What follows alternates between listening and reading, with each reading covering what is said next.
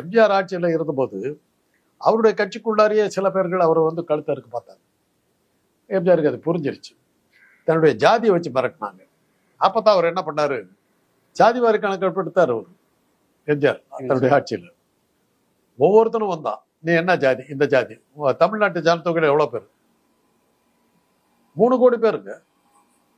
3 கோடி பேர். தமிழ்நாட்டுடைய ஜனத்தொகை அப்போ வந்து 6 கோடி. அதில் 3 கோடி இவன் ஜாதி. மற்றெல்லாம் சேர்த்து எல்லாம் சேர்த்தாலே 3 கோடிக்கு வருதுங்க. நாங்கள் ஒருத்தரே 3 கோடி. நரிக்குற ஒரு இனம் வந்தது. அந்த தலைவர் சொல்றாரு, நாங்கள் 3 கோடி பேர். அந்த ஜாதிவாரி தலைவராக இருந்து அது கட்சிக்குள்ளார ரகலை பண்ணியிருந்தா அவர்கிட்ட கொடுத்தாரு. அந்த கணக்கு பிரகாரம் தமிழ்நாட்டினுடைய ஜனத்தொகை வந்து 30 கோடி. மொத்தம் இருந்தது 6 கோடி. ஆளாளுக்கு 3 கோடி 3 கோடி 3 கோடி சொல்லி பார்த்தா 30 கோடிக்கு மேலே போயிடுச்சு. அந்த மாதிரி ஃப்ராடு தரம் வந்து அது மாதிரி வந்து அந்த ஜாதிவாரி கணக்கெடுப்பு வச்சு என்ன பண்ணுவீங்க?